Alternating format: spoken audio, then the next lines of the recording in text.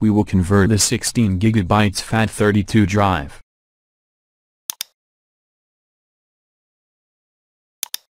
First, right-click the Start button, and select Disk Management.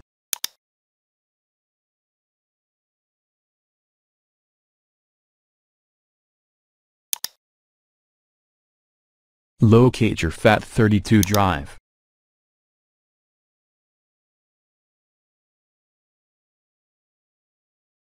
Right-click its partition,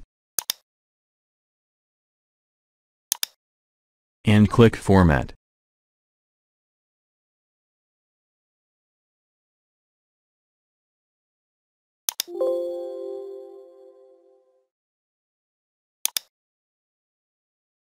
Under File System, change it to NTFS and click OK.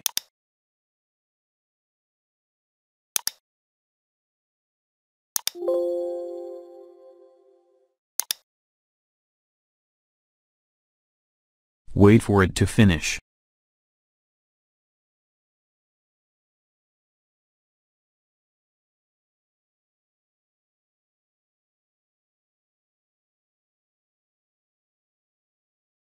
All done. Please subscribe.